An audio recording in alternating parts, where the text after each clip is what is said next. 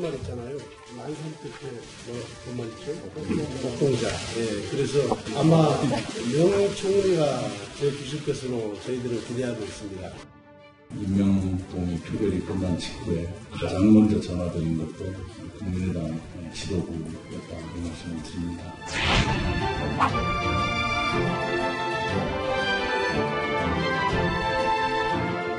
반대표가 20표가 나와서 바른정당이 똘똘 뭉쳐서 반대한 것 아니냐 이런 질문을 하는 분이 계셨던데 오시기 전에 이 찬반 보니까 한 분 빼고 다 찬성한 것 같습니다.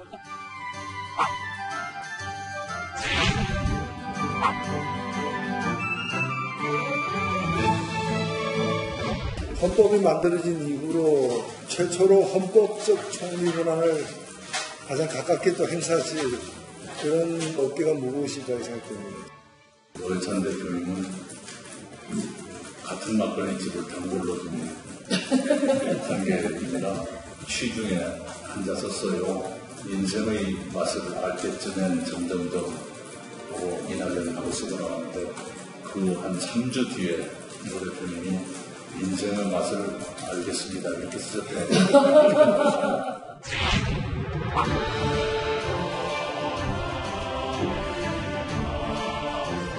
제가 귀한 총리가 오셨으니까 의자를 빼드리겠습니다. 저희가 넥타이를 다 풀었는데요.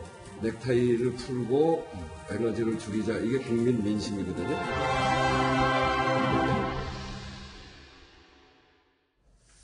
자, 일단 정당을 예방하는 이 분위기 영상만 봐도요. 굉장히 화기애애했다는 걸 알 수 있을 것 같습니다. 전체적으로 분위기가 실제로도 저랬나요? 화면처럼? 네, 맞습니다. 실제로 보신 것처럼 굉장히 화기애애한 분위기 속에서 면담과 예방이 진행됐는데 네. 사실 지금 화면엔 나오지 않았지만 자유한국당의 경우에는 1박 2일 연찬회를 가면서 만나진 않았죠. 네. 그러다 보니까 만약에 한국당과 예방을 하는 그 일정이 있었다면 아마 저런 화기애애한 분위기까지는 연출이 안 됐겠지만 네. 오늘 보시는 것처럼 저렇게 이낙연 총리가 직접 넥타이도 풀러가면서 그리고 네. 또 노회찬 원내대표와는 막걸리집 사연도 이렇게 주고받으면서 네. 굉장히 화기애애한 분위기 속에서 예방이 진행됐습니다. 막걸리 얘기는 정말 빠지지 않고 매번 나오는 것 같습니다. 근데 실제로 저 노회찬 원내대표와 같은 막걸리집이라는 곳 혹시 어딘지는 아세요? 개인적으로는? 사시진 않으셔도 됩니다. 사실 저도 오늘 노회찬 원내대표와 이낙연 총리가 같은 막걸리집을 단골로 두고 있는 건 처음 알았습니다. 네. 이낙연 총리가 얘기를 하면서 이렇게 알게 됐는데 나중에 심상정 대표와 얘기를 할 때 이낙연 총리가 이렇게 얘기를 했습니다. 앞으로 총리 공간에서 팔도 막걸리가 가장 많이 소진되도록 노력하겠다. 아하. 그만큼 공간을 많이 찾아주시고 본인도 많이 초대를 하겠다. 네. 이런 어떤 소통 의지를 막걸리를 통해서 내비치기도 했었습니다. 네. 이낙연 총리가 그 술집 테이블에 적어놨다는 문구와 노회찬 원내대표가 답글을 또 적어놨다는 문구 직접 찾아가서 한번 확인해보고 싶은 그런 생각이 드네요.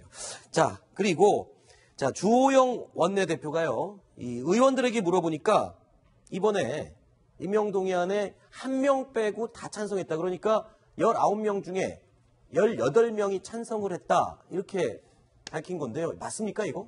확인이 가능합니까? 당연히 확인이 불가능합니다. 네. 이 인준 표결 같은 경우는 무기명 투표로 진행되기 때문에 실제로 가, 부 어떤 표를 던졌는지 확인할 길은 없습니다. 네. 주호영 원내대표가 저렇게 얘기를 한 건 사실상 그냥 립서비스 차원으로 볼 수 있는데 네. 찬성표가 164표였습니다.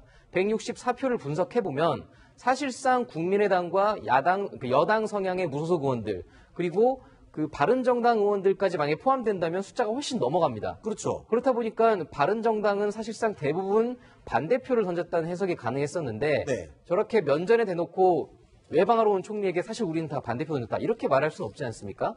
그러다 보니까 아무래도 그런 부드러운 분위기를 위해서 네. 어떤 립서비스를 한 게 아닌가 뭐 이런 근데 정도로 그 받아들이시면 될 것 립서비스 같습니다. 때문에 그 내용대로라면 국민의당에서 상당수가 반대한 게 되는 결과가 되는 거잖아요. 그렇죠. 그래서 저희가 그래서 오늘자의 신문 기사로 분석을 한번 해봤는데 실제로 반대표가 얼마나 나왔는지 조금 가늠을 해봤더니 국민의당에서는 사실상 10표 이상 반대표가 나오진 않았을 걸로 보입니다. 네. 왜냐하면 아무래도 호남 출신인 그 이낙연 총리에 대한 어떤 인준안이 국회에서 무산될 경우엔 호남의 어떤 그 민심을 가장 베이스로 하고 있는 국민의당 같은 경우에는 약간 그 역풍을 맞을 수 있는 우려도 있거든요. 네. 그러다 보니까 실제로 그 인준안 표결이 이뤄지기 전에 비공개 의총에서 박주선 비대위원장이 사실상 협조해줄 건 협조하자 이런 식으로 어떤 그 의원들의 그 찬성 투표도 독려했던 걸로 알려지고 있습니다. 네. 자, 그리고요, 어제 표결에 불참했던 자유한국당, 일단은 이낙연 총리의 방문도 오늘 거부를 했습니다. 그리고요, 문재인 대통령이 제안했던 여야정 협의체도 참여하지 않겠다라고 밝혔습니다. 자, 정우택 원내대표의 이야기 직접 들어보시죠. 어제 본회의의 인준 강행 처리는 대단히 유감스럽다 이렇게 생각을 합니다.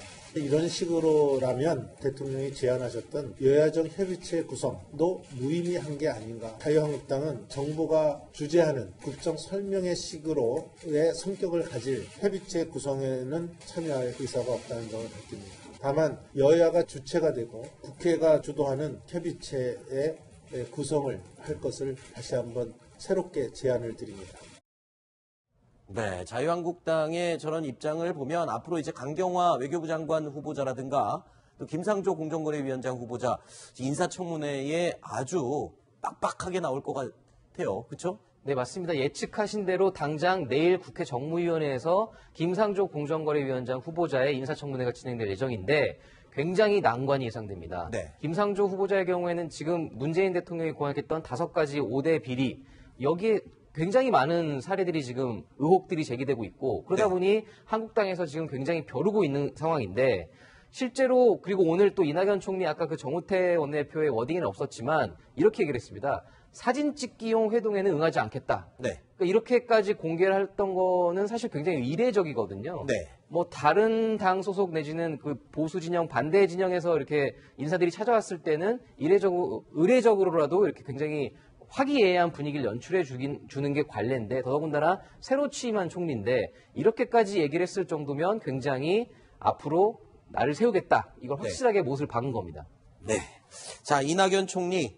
자, 각 당을 예방한 자리 분위기가 아주 좋았었죠. 그런데 또 분위기가 화기애애했던 곳이 또 있습니다. 어제 임명장을 받을 당시에 대통령과의 만났던 분위기입니다. 당시의 영상 저희가 꾸며봤습니다. 확인해 보시죠.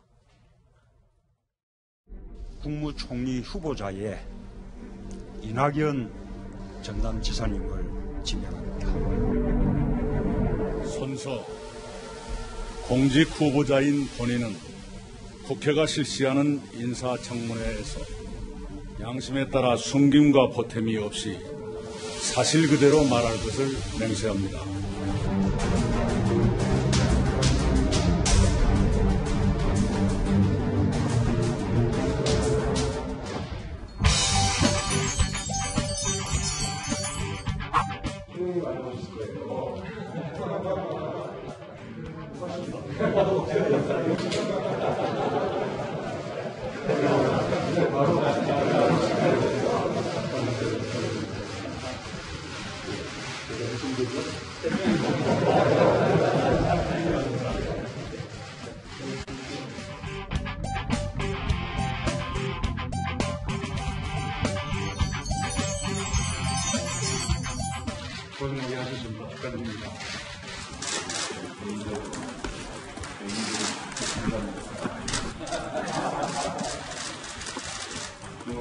그동안 뭐 어땠습니까?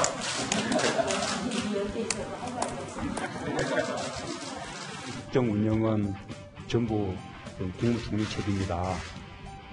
그런 각오로 좀 전력을 다해 주시고요. 잘 부탁드립니다. 자, 대통령과 총리 악수를 하면서 서로 허리를 숙이는 저 하트 인사. 이게 지금 오늘 굉장히 화제가 됐었습니다. 근데 대통령이 저렇게 임명장을 수여한 뒤 고개를 숙이는 경우가 흔하지는 않을 것 같아요. 아무래도 말씀하신 대로 그런 경우가 흔치는 않습니다. 네. 근데 문재인 대통령의 경우에는 탈권위를 지금 내세우고 있지 않습니까? 네. 그러다 보니까 이낙연 총리도 굉장히 어떻게 보면은 정치인 출신으로서 보여줄 수 있는 전형을 보여준 겁니다. 네. 그런 식으로 겸손한 모습으로 일하겠다. 그리고 문재인 대통령 더불어서 같이 화답을 해주는 그런 모양새가 된 것 같습니다. 네. 자, 임명장을 받은 이낙연 총리 지금 가뭄 피해 현장을 또 방문했다고요. 굉장히 빨리빨리 움직이는 것 같습니다. 정식 업무를 시작을 했어요. 네, 그렇습니다. 첫 공식 행보로 아까 국회를 방문했고요. 그 이후에 민생 현장을 방문을 했는데 바로 경기도 안성의 그 마둔저수지를 찾아갔습니다. 지금 경기도 같은 경우에는 가뭄이 굉장히 심합니다. 원래 작년 같은 경우만 해도 작년부터 지금 이맘때까지 한 250mm 정도의 그 비가 왔었거든요. 그런데 네. 올해는 한 절반 정도밖에 되지 않고요.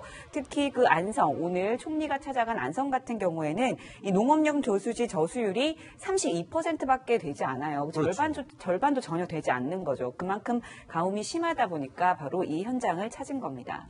자, 오늘부터 이 대통령 지시대로 6개 보가 개방이 됐습니다. 그런데 이제 환경단체들은 환영하고 있는 반면에 이 농민들은 지금 말씀하신 것처럼 안 그래도 봄 가뭄이 심한 가운데 이 보까지 개방을 해버리면 농업 용수가 부족하다라면서 상당히 반대를 하고 있죠. 네, 그렇습니다. 먼저 저희가 좀 이렇게 그림을 보면서 설명을 드리면요. 네네.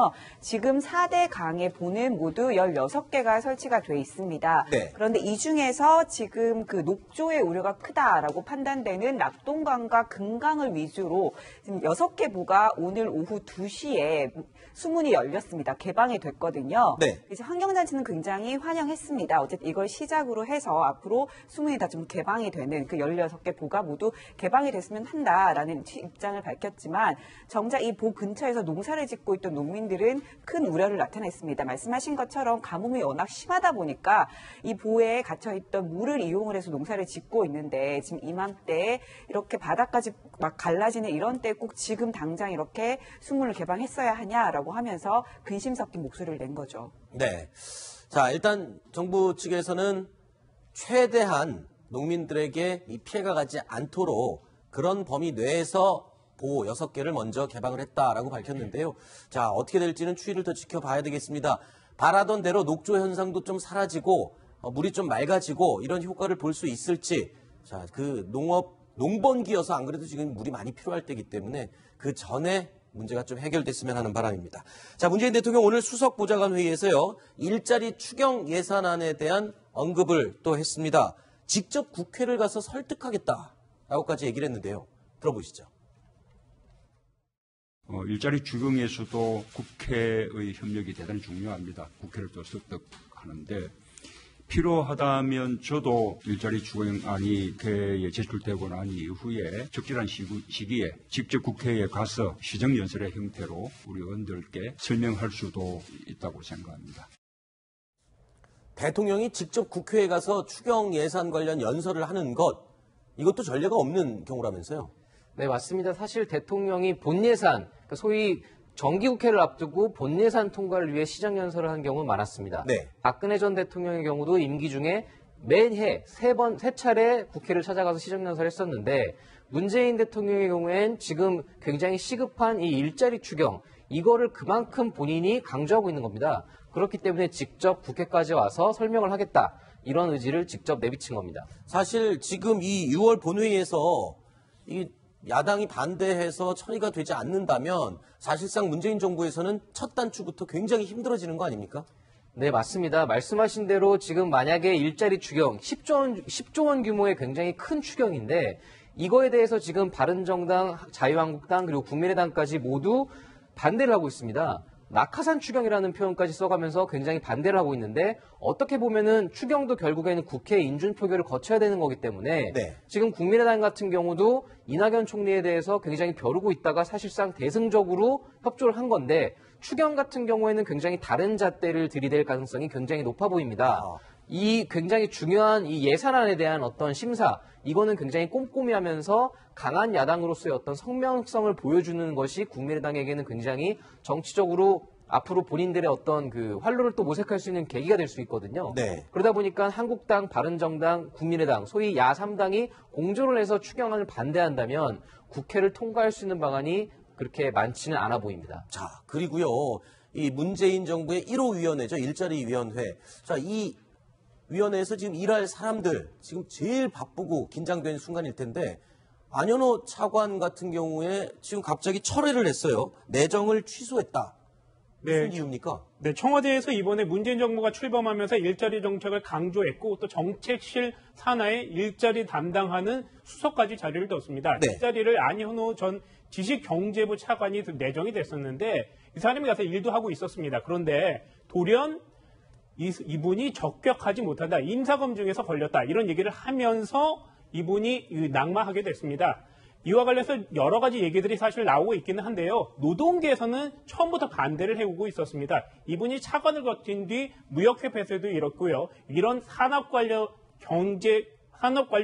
산업관료를 많이 지냈기 때문에 사용자 측에서 일하는 것 아니냐 이런 얘기를 하면서 반대를 했던 경험이 있습니다. 아, 그러면 노동계의 반대 때문에 물러났을 수 있다. 이런 분석도 나올 수 있겠군요. 네, 맞습니다. 사실 안현호 수석이 처음 내정됐을 때 굉장히 의외라는 반응이 많았습니다. 왜냐하면 이 안현호 수석 같은 경우에는 노동계에서 한국노총, 민노총 둘 다 반대를 하는 인사고 어떻게 보면 오히려 재계와 가까운 인사이기 때문에 네. 오히려 그럼 청와대에서 이렇게 해석을 했었습니다. 이 일자리 문제 같은 경우에는 재계 협조가 굉장히 필요하기 때문에 재계와 소통이 되는 사람을 수석으로 쓴 게 아니냐 이런 말이 나올 정도로 굉장히 노동계의 반대에도 불구하고 임명이 됐었거든요. 네. 그런데 저렇게 갑자기 임사검증 문제 때문에 철회를 한다? 어떻게 보면은 고지고대로 받아들이기는 어려운 발표라고 보입니다. 네. 그리고 또 내용이 인사검증이 어떤 내용에서 부적격한 내용으로 판단이 됐는지는 아직 확인이 되는 내용은 아니죠. 그렇죠. 사실 언론에서 어떤 이 인사검증이 불거진 것도 아니었고 네. 어떤 의혹이 지금 제기되지도 않은 상황이었기 때문에 아무래도 뭐 조금 더 추가 취재를 해봐야지 알 수 있겠지만 실제로 인사검증 문제가 철회의 가장 큰 이유였는지는 조금 더 지켜봐야 될 것 같습니다. 네. 그리고요, 문재인 대통령 오늘 수석보좌관 회의에서 역사 문제와 관련해서도 당부를 하는 말을 했습니다. 다들 의아한 표정을 지었다고 하는데요. 어떤 내용이었을까요? 들어보시죠. 뜬금없는 이야기일 수는 있는데 국정기획자문위원회가 지금 국정과제를 지방정책 공약 부분도 지금 정리를 하고 있을 거거든요. 그래서 그 속에 가야사 연구와 부분, 그 부분을 꼭 좀 포함시켜 주셨으면 좋겠습니다. 삼국사 이전의 역사, 고대사가 좀 연구가 좀 제대로 안 된 측면이 있고, 가야사가 경상남도를 중심으로 경북까지 조금 미친 이런 역사로 생각들을 많이 하는데 사실은 더 넓습니다. 그것이 섬진강 주변, 그 다음에 또 광양망, 순천망, 심지어는 남을 일대, 그리고 건강 상류 유역까지도 유적들이 남아있거든요. 이 가야사 연구 보고는 말하자면 영호남이 공동사업으로 할 수 있는 그런 사업이어서 영호남 간의 어떤 벽을 이렇게 조금 허물 수 있는 그런 좋은 사업이라고 생각됩니다. 박세영 기자, 이 수석 보좌관들도 갑자기 가야사, 그러니까 고개를 갸우뚱했다고 하는데 갑자기 왜 가야사가 이렇게 등장을 한 겁니까? 네, 문 대통령 스스로도 뜬금없는 얘기일 수 있다라고 하면서 얘기를 했는데 네. 어쨌든 문 대통령 공식적으로는 영호남이 같이 할 수 있는 그런 사업이다 이렇게 얘기를 했는데 그뿐만이 아니고요. 사실 이 가야사 관련해서는 문재인 대통령이 이 대선 후보 시절부터 부산 경남 공약으로 내세웠던 것 중에 하나입니다. 바로 이 가야 문화권 개발 특별법 제정 이거를 이 공약 중에 하나로 내세워왔는데요. 좀 더 들여다보면 이 가야사의 중심이 김해입니다. 그러다 네. 보니까 김해시에서 이 가야 문화권 개발을 수건 사업으로 내세워왔습니다. 이 김해라고 하면 노무현 전 대통령과 굉장히 관련이 깊은 곳 그렇죠. 아니겠습니까? 아마 그런 부분이 좀 고려된 것 아니냐 이런 추정이 가능하고요. 또 다른 부분은 이 문재인 대통령 스스로가 굉장히 역사를 좋아한다고 합니다. 그래서 자기가 아마 대학을 가서 정말 하고 싶은 공부를 전공을 했다면 그건 역사였을 것이다 이런 얘기를 했을 정도인데 네. 아마 본인이 그렇게 스스로 역사를 공부하다가 좀 궁금했던 분야가 아니었을까라는 뭐 그런 생각도 한번 해봅니다. 네. 네. 그리고요, 최근에 개봉한 영화 노면입니다. 지금 100만 관객을 돌파하는 것을 코앞에 지금 두고 있다고 하는데요. 자, 이 영화에서 문재인 대통령의 모습이 뒷부분에 짧게 나옵니다. 그런데 사실은요, 이 통편집이 됐었던 뒷이야기가 있다고 합니다. 이유가 뭐였는지 이 감독이 직접 밝혔는데요. 들어보시죠. 통편집 당한 분이 문재인 대통령이었습니다. 재미가 없는 거예요. 이분은 법조인답게 아주 날짜까지 정확하게 이야기하시면서 휴먼 다큐를 법정 드라마로 만드셨습니다. 되게 재미없게 이야기했습니다. 영화를 보시면 알겠지만은 뒤에 잠깐 나옵니다. 편집이 마무리될 단계가 대세론이 있을 때였거든요. 그래서 자칫 다 통편집 해버리면 제가 반정부 인사가 되지 않을까 하는 생각도 들었어. 최소한의 예의를 갖췄는데 그걸 보시고 되게 좋아했습니다. 네, 그러니까 재미가 없고 너무 진지해서 그 통편집을 했다가 나중에 넣은 사연을 재밌게 얘기를 해줬네요. 네, 문재인 대통령의 이제 평소의 성격이나 이런 것들이 드러나는 하나의 그 예인 것 같은데요. 사실 그 본인이 재미없다는 평가를 받고 편집이 됐습니다만 최근에 이제 그 노무현 친구였던 노무현 전 대통령의 어떤 그 인기가 굉장히 높고 또 전직 대통령 호감도 조사에도 압도적으로 1위를 달리고 있습니다. 네. 그리고 또 게다가 노무현입니다라는 다큐멘터리 영화도 100만 관객 코앞에 두고 있고 역대 다큐멘터리 최다 관객을 향해서 지금 나가고 있거든요. 여러 가지 상황을 볼 때 본인은 비록 편집당했지만 지금의 상황 자체는 굉장히 흡족하고 기분 좋아하실 것 같습니다. 알겠습니다.